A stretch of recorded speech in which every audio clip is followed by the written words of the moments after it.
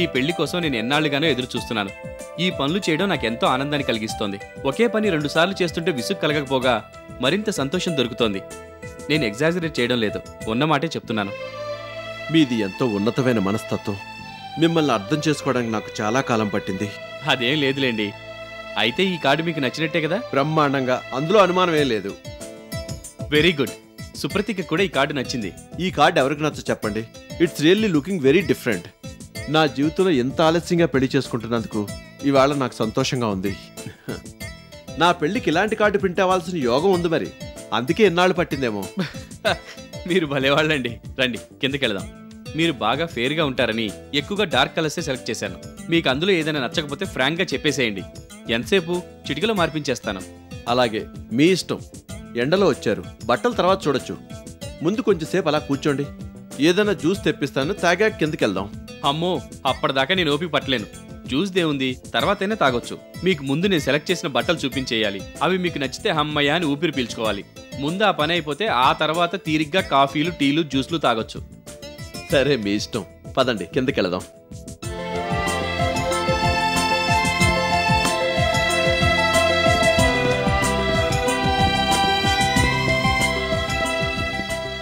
ఆ బట్టల్లో కొన్ని రెడీమేడ్ ఉన్నాయి. నాకు బాగా నచ్చి మీకోసం తీసుకున్నాను.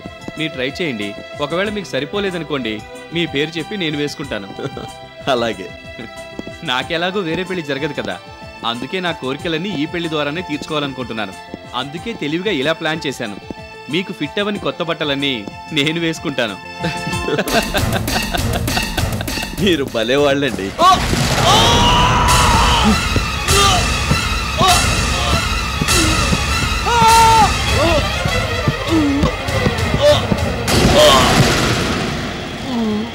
రమేష్ గారు,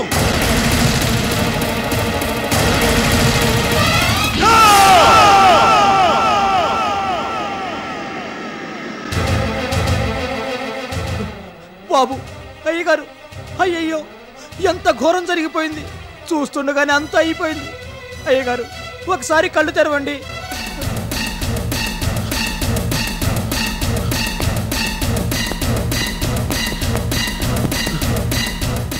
రమేష్ గారు, ప్లీజ్ ఒక్కసారి కళ్ళు తెరవండి.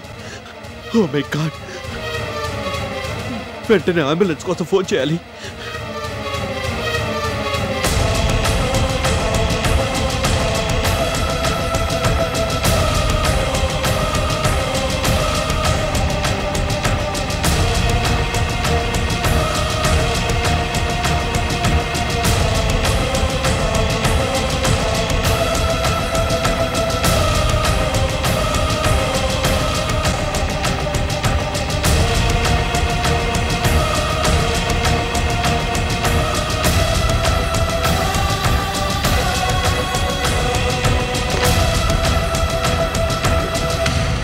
వెళ్ళు, వెళ్ళి ఏదైనా బట్ట తీసుకురా. తల కట్టు కడతాను. రక్తం బాగా కారిపోతుంది. ఓ మై గాడ్, ఎంతలో ఎంత ఘోరం జరిగిపోయింది. నేనైనా చూసుకోలేదు.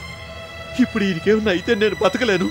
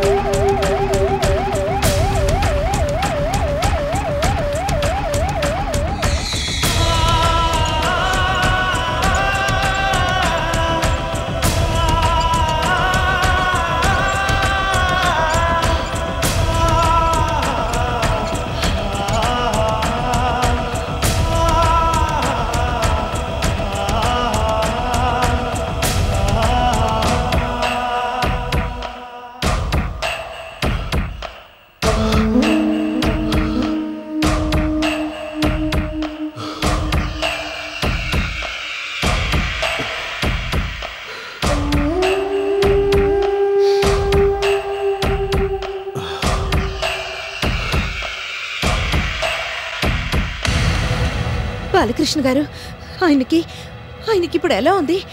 మీ ఫోన్ రాగానే కంగారుగా బయలుదేరి వచ్చేసాను. ఇప్పుడే ఐసీయూ లోపల తీసుకెళ్లారు. ఇంకా ఏం చెప్పలేదు. అసలు ఏం జరిగిందండి? ఏం చెప్పమంటారు? ఎంతో ఆనందంగా మా కోసం డిజైన్ చేసిన పెళ్లి కార్డుని తీసుకొచ్చి నాకు చూపించారు. సరదాగా మాట్లాడుకుంటూ పైన నా గదిలోంచి కింద హాల్లోకి వస్తుండగా ఈ ప్రమాదం జరిగింది. ఆయన ఏదో నవ్వుతూ మాట్లాడుతుంటే నేను నవ్వుతూ ఉండిపోయాను. ఇద్దరం చూసుకోలేదు. ఆయన మెట్ల అంచు దగ్గరికి వచ్చి సడన్ గా బ్యాలెన్స్ తప్పి పడిపోయారు.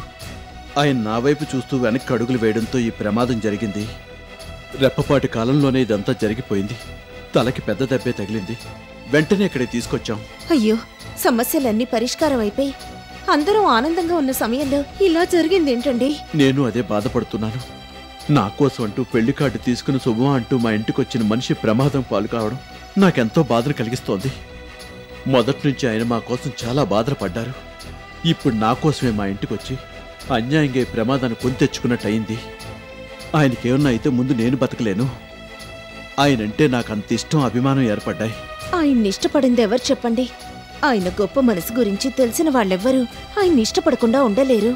దేవుడు మంచి వాళ్ళకెప్పుడూ అన్యాయం చేయడు. ఆయనకేం కాదు. ఆయనకేం కాకూడదని, త్వరలోనే కోలుకుని మళ్ళీ ఎప్పట్లాగే మనకి నవ్వుతూ కనిపించాలని నేను మనస్ఫూర్తిగా కోరుకుంటున్నాను.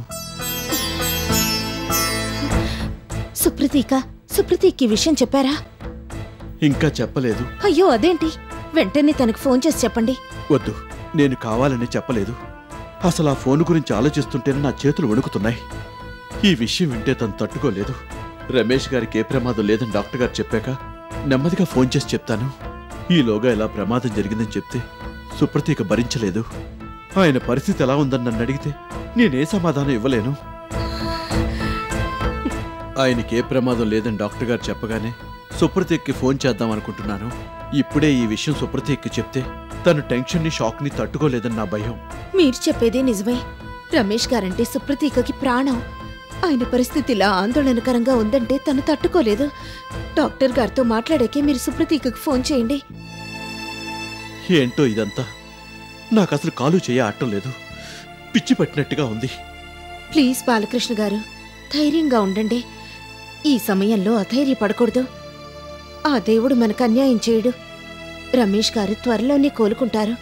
మళ్ళీ ఎప్పట్లాగానే నవ్వుతూ మనకు కనిపిస్తారు. నాకు ఆ నమ్మకం ఉంది. మీరు టెన్షన్ పడకండి.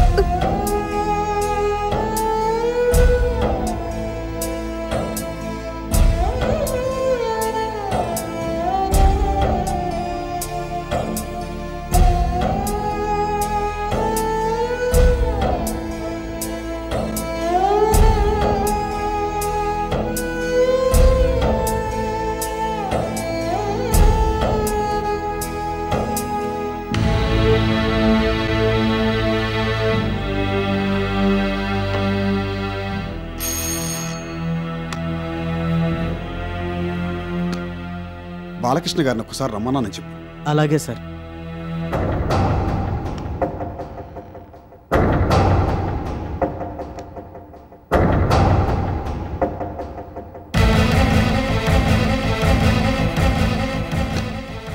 ఎలా ఉంది డాక్టర్? రమేష్ గారికి ఏం ప్రమాదం లేదు కదా?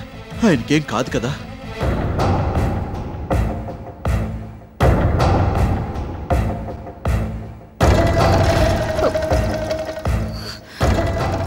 మాట్లాడరేం డాక్టర్ గారు? ఆయన పరిస్థితి ఎలా ఉంది? ప్లీజ్ చెప్పండి. మా గుండెల్లో రైళ్లు పరిగెడుతున్నాయి. ఈ సస్పెన్స్ని భరించలేం. ఆయనకేం ప్రమాదం లేదు కదా? మీరు ముందలా కూర్చోండి. Please have a seat. మీరు కూడా కూర్చోండి.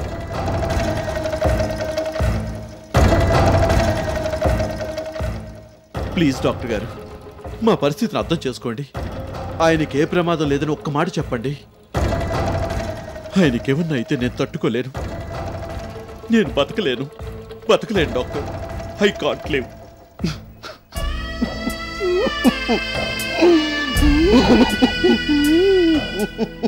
మిస్టర్ బాలకృష్ణ, ఏంటి చిన్నపిల్లలాగా?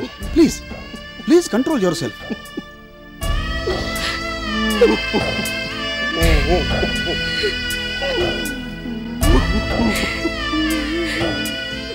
Please mister Balakrishna, control yourself. Boy, వెళ్ళి ఓ గ్లాసులో మంచినీళ్ళు తీసుకో. Okay sir. ఏంటిది బాలకృష్ణ గారు, మీరే ఇలా ఆధారపడిపోతే ఎలాగూ? Please be Brave.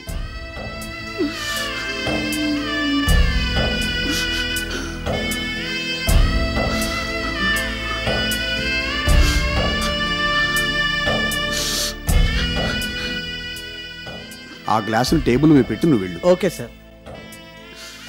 Please mister Balakrishna, కాస్త మంచినీళ్ళు తాగండి.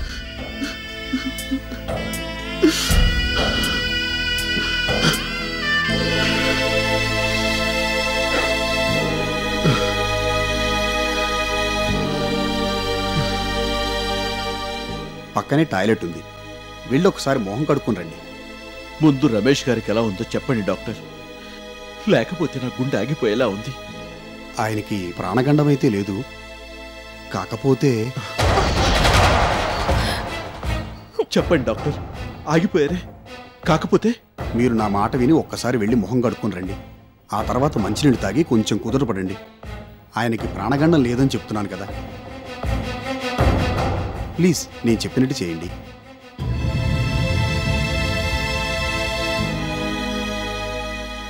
మేడం, మీరు కూడా మంచినీళ్ళు తాగుతారా? లేదండి, థ్యాంక్ యూ. అసలు ఈ ప్రమాదం ఎలా జరిగింది? నేనప్పుడు అక్కడ లేని డాక్టర్ గారు. నాకు ఇందాకే తెలిసింది. బాలకృష్ణ గారింటికి రమేష్ గారు పెళ్లి కార్డు చూపించడానికి వెళ్లారట. అక్కడ యాక్సిడెంటల్ గా మెట్ల మీద నుంచి జారి కింద పడిపోయారట. అంతకు మించి వివరాలు నాకు కూడా తెలీదు. I see.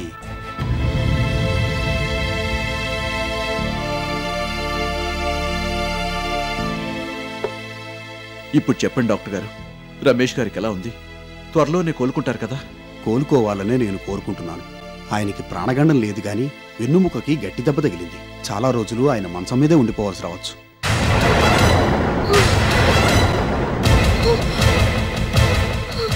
ఆ తర్వాత కూడా ఆయన చాలా రోజులు వీల్ చైర్లోనే ఉండిపోవాల్సి రావచ్చు. ఇప్పుడే ఏం చెప్పలేం. ఆ భగవంతుడి దయ ఉంటే ఆయన త్వరలోనే కోలుకోవచ్చు. తలకు కూడా పెద్ద దెబ్బే తగిలింది, కాకపోతే దానివల్ల ప్రమాదమేమీ లేదు. ఆ గాయం త్వరగానే నయమవుతుంది. ఆయన మళ్ళీ మామూలు మనిషి అవ్వాలంటే ఎన్నాళ్ళు పట్టొచ్చు డాక్టర్? ఇప్పుడే ఏం చెప్పలేను. ఆ విషయం నాకు కూడా తెలియదు. ఆయన మళ్ళీ మామూలు మనిషి అవ్వాలంటే డెఫినెట్గా ఓ 3-4 నెలలైనా పడుతుంది. ఆ తర్వాత ఆయన ఎప్పట్లాగానే మామూలుగా ఉండగలుగుతారు కదా డాక్టర్? ఉండగలరనే నేను అనుకుంటున్నాను. అసలు నేను చెప్పిన జాగ్రత్తలన్నీ తీసుకుంటే ఆయన ఈలోగానే కోలుకోవచ్చు కూడా. అలా జరగాలని నేను కోరుకుంటున్నాను. అంతా భగవంతుడి దయ.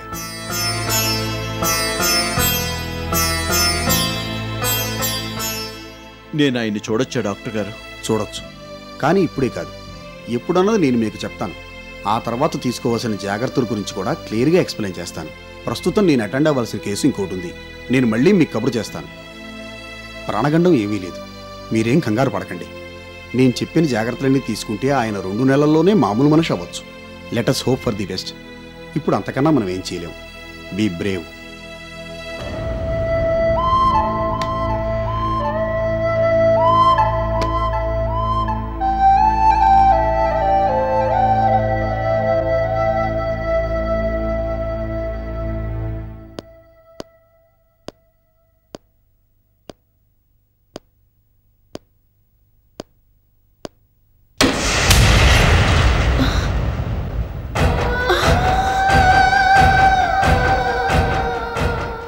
అయ్యో,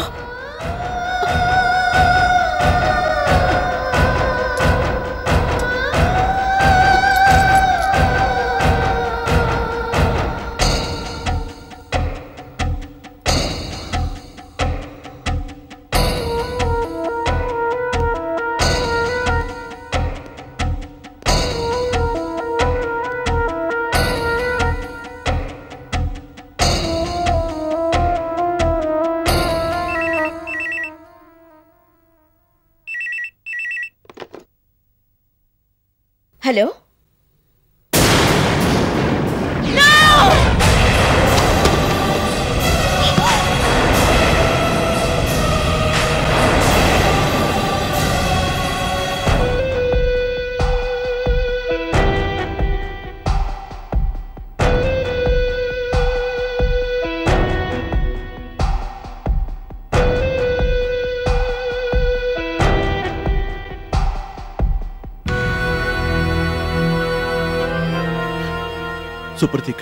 సుప్రతీక్ ఎలా ఉంది? తన ఎదుట పడాలంటేనే నాకు భయం వేసింది. అందుకే అక్కడికి రాలేదు. చాలా షాక్ అయింది. అతి కష్టం మీద తన్ని మామూలు మనిషిని చేయగలిగాను. ఇప్పుడు ఎక్కడుంది? డాక్టర్ గారితో మాట్లాడుతోంది. ప్రమాదం ఏమీ లేదని ఆయన సుప్రతీకకు చెప్పారు.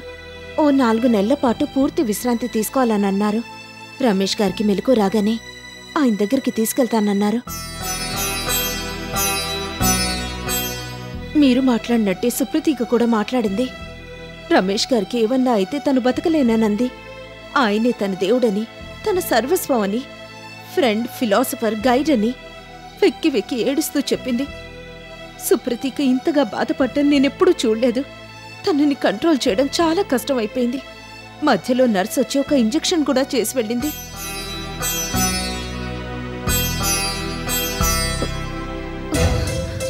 అన్నట్టు సమతా సుధీర్లకు కూడా ఫోన్ చేసి ఈ విషయం చెప్పండి.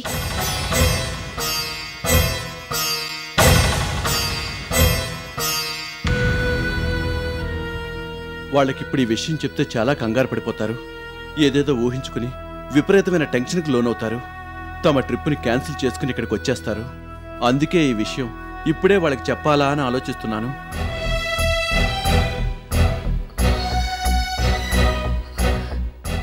మీరు చెప్పింది నిజమే. వాళ్ళసలే వేరే దేశంలో ఉన్నారు. ఇప్పుడు ఈ యాక్సిడెంట్ విషయం తెలుసుకుంటే చాలా కంగారు పడిపోతారు. రమేష్ గారి ఆరోగ్య పరిస్థితిని కొన్నాళ్ళు గమనించి అవసరం అనుకుంటే నేను వాళ్ళకి ఫోన్ చేసి చెప్తాను. సరే, మీ ఇష్టం.